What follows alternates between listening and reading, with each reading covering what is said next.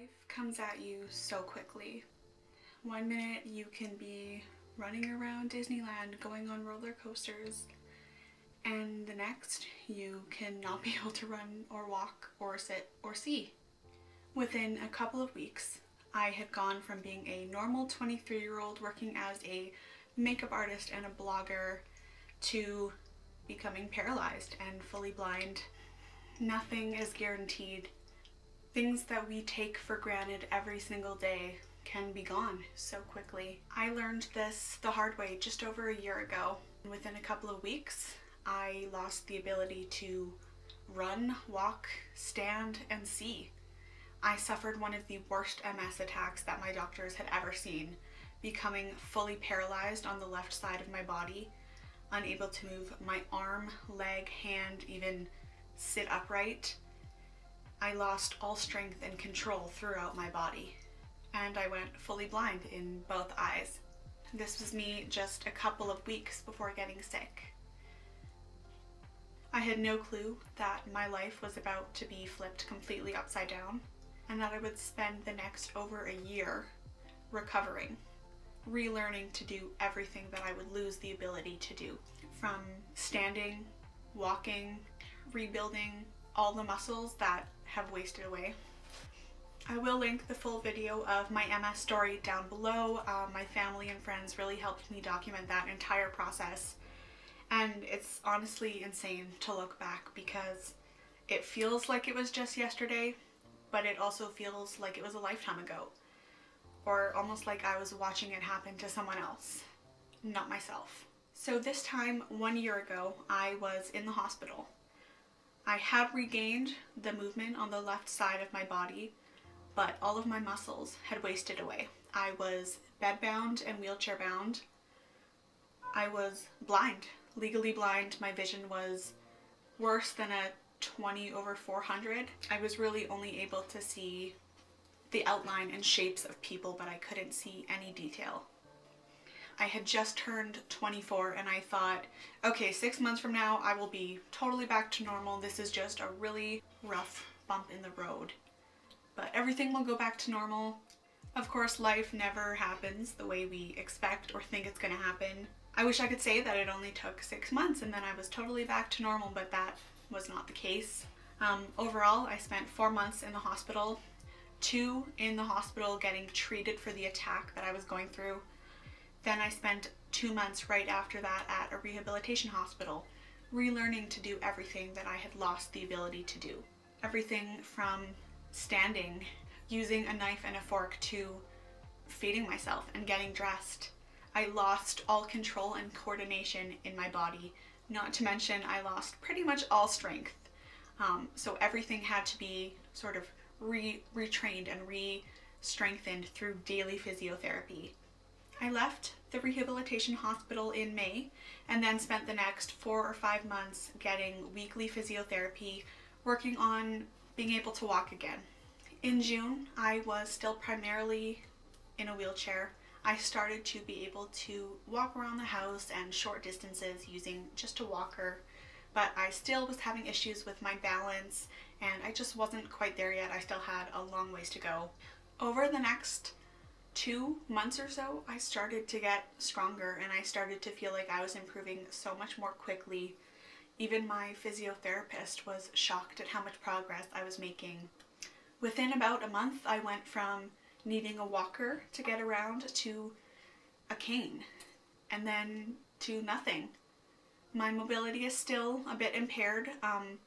If I'm in an environment I'm not really familiar with, or if I'm outdoors, especially if there's ice or snow and the roads are uneven or the sidewalks are bumpy and stuff like that, I do use a cane. But indoors, I don't really need anything. I can walk around unassisted. Granted, my walking is not fully normal yet. I still look like I am a little bit intoxicated. A little bit, but it's a huge improvement. My balance is getting so much better. As for my vision, it has improved a lot. I was sort of a medical mystery. I really had my doctors stumped because while optic neuritis is a very commonly associated condition with multiple sclerosis, it typically only affects one eye at a time. And for me, it was both eyes at the exact same time. And most of my doctors had never encountered that before and hadn't encountered someone with an MS attack, especially a first attack, as severe as mine was. It hit so quickly and so aggressively. They really weren't sure what they were dealing with. They tested me for everything they could think of. The official diagnosis was multiple sclerosis. They just didn't know exactly what type they were dealing with. In March at the Rehabilitation hospital, one of the physiotherapists had said to me how shocked and pleasantly surprised they were to see how much better I was doing, because they originally thought that I had a form of MS called fulminant MS. Fulminant MS is kind of the most severe and most malignant form of MS. It's really aggressive and can often result in death within a few weeks. So hearing that was completely terrifying. So 1 year later, my vision has returned about 80%. In May 2019, it was a 20/225, which is considered legally blind. Looks a little something like this. In September, it had improved to a 20/125, so definitely an improvement. And then this past January, I got it retested, and it is now a 20/70, which looks a little something like this. So I am still visually impaired, but I am able to do most things. I can't drive, of course. My vision has improved enough that I'm able to take an online course, which I have been wanting to do for years and now finally have the time. So with some accessibility adjustments and modifications on my laptop, I am able to take an online nutrition course through Cornell University. So I am currently taking the plant-based nutrition course. It's a course created by pretty much one of the most prevalent doctors in nutritional medicine, Dr. T. Colin Campbell, and it really focuses on nutrition and how important it is for disease management and prevention. I can't do makeup like I used to, and I worked as a makeup artist for about 7 years. That was everything to me. It was my passion, my career, my hobby. That's probably been the most challenging thing, is the vision loss, and thinking my career is quite possibly over, but I can at least do basic makeup. I can see enough to see where I'm putting the makeup and kind of see how it looks, but I do need a little bit of help just to check and make sure I've blended things.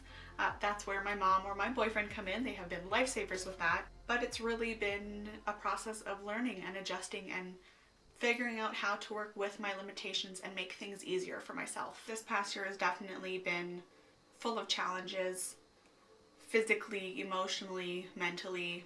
It's definitely put a lot of things into perspective for me. Things that I thought were so important, I now can't imagine those being my priorities. Something like, oh my gosh, I don't want to leave the house without mascara, I look so ugly. Or, oh my gosh, I just wish I were thinner and more fit. And now, dealing, of course, with a 60-pound weight gain from the corticosteroids, I'm just grateful to be alive.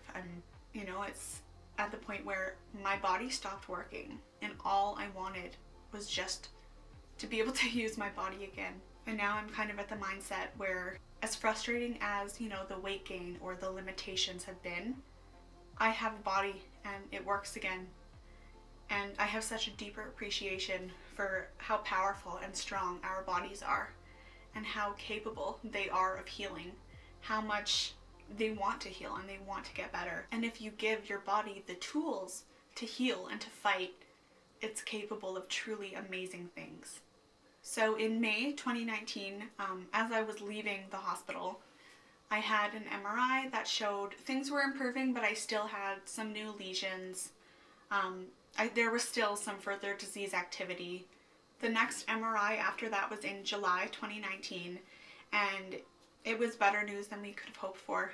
There was no new disease activity. There were no new lesions. None of them were active. My last MRI was in January, and it confirmed it. So far, as of July 2019, my MS has stopped. I am currently in remission. My brain scans show that there are no new lesions, no new disease activity, and things are improving. My nerves appear to be healing. Even my optic nerves are healing. My eyes are improving very, very slowly, but they are improving.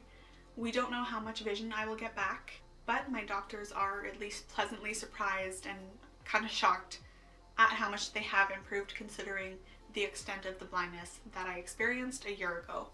Some doctors and some people say, at about a year is a good indication of how much vision you'll regain. Some say a year and a half, some say 2 to 3 years. So as much as that is devastating to think that this is what I'm going to be left with, I don't think I'm done healing yet. I know that my body is not done healing yet. The scans show that my body is still healing and repairing the nerves, and my myelin and everything is improving. And I don't think the body ever just gives up and stops healing. I think I'll regain most of my vision. Maybe that's just me wishful thinking and trying to be positive, but I know I'm not done healing yet. I just had my 25th birthday a couple of weeks ago. Definitely not what I expected that my early 20s would be like. I don't think anyone would ever imagine that at 23 they would be in the hospital going blind and hearing, oh, you might be blind and in a wheelchair for the rest of your life. Certainly never imagined I would spend my 24th birthday in the hospital. But this was me on my 24th birthday, and this was me this year for my 25th birthday.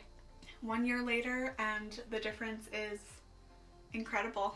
This year was definitely not where I thought it would be. I had sort of a plan, goals that I hoped I would be close to achieving by the time I turned 25. But of course life doesn't work that way. Since coming home from the hospital and continuing to improve so much, I have learned so much about myself, so much about what I am capable of. Someone had said to me last year in the hospital that you really don't know what you're made of until you're tested, and I mean really tested. And as hard as it was, as much as part of me wanted to just give up and not deal with what was happening, just basically lie down and cry, as much as the thought of my career being over absolutely devastated me. I felt I had two choices. I could lie down, accept defeat and give up, or I could fight. I could choose to fight every day. I could choose to go to physio, 2 to 3 times a week to relearn to walk. I could try and learn how to work with my limitations. And it was definitely a struggle. I have had my fair share of moments where I'm really down and I'm frustrated and angry, thinking, why me? Why did this happen to me? This is so unfair. But I decided I didn't want to be a person that just gives up. I didn't want to just accept that everything I wanted is over. That wasn't good enough for me. I knew that I had a chance to make the best of this situation, and that's what I chose. I decided, okay, life has dealt you some pretty awful, sour, bitter lemons, but you can try and make some decent lemonade out of this. As I started talking to people, hearing their stories, talking to doctors, I began to really realize how uncommon and how rare what I had experienced with my MS was. Everyone's MS story and journey is different. No one is alike. That's why they often refer to MS as the snowflake disease, because everyone's story is just a little different.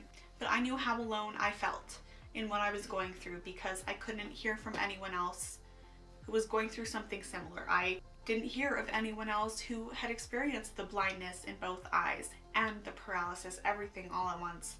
And I knew how isolating that felt. So I saw that I had an opportunity to share my story and maybe reach out and help someone else who might be going through something similar.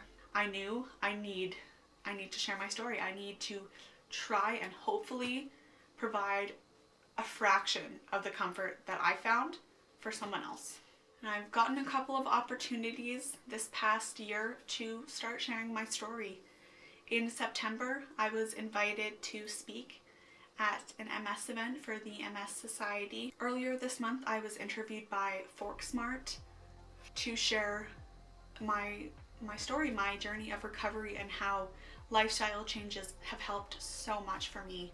I was also asked by my neurologist to share my story in front of a room full of med students at an MS presentation. And as hard as it can be to look back at really painful, challenging moments of your life, I think it's something that we can choose to fight and almost embrace and see how that can be used to help ourselves and even help other people. Even though my vision is blurred and I'm visually impaired, I also feel like I can see things more clearly than I've ever been able to before. As corny as that sounds, I definitely feel a lot more balanced.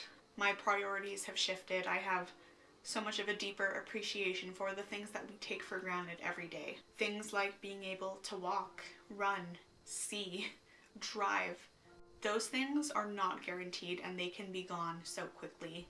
I think every single day that we are able to get up and spend time with the people that we love or doing the things that we love, that's a gift. And it's a gift that a lot of people lose. I'm not 100% back to normal, but I'm doing well.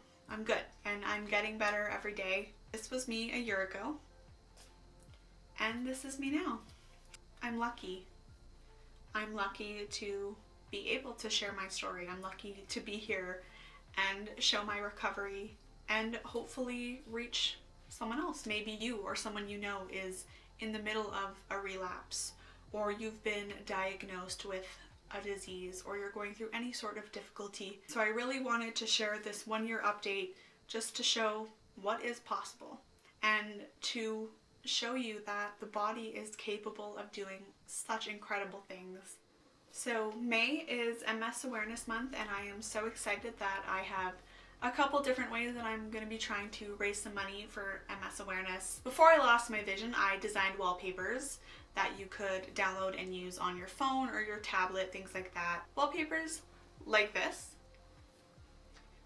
which you can find on my Etsy shop that I will link below. All of the proceeds of any wallpapers purchased will be donated to the MS Society. I also wanted to say thank you so much to my family and my friends and to everyone who has supported me and sent me kind and encouraging messages. Your support means so much to me, and I honestly don't know how I would have gotten through this without the support that I have. So thank you so much for following me on this journey, and I hope you will continue to stick around. I have a ton of videos planned, so I hope you will stay with me. Thank you so much for watching, and I will see you guys soon.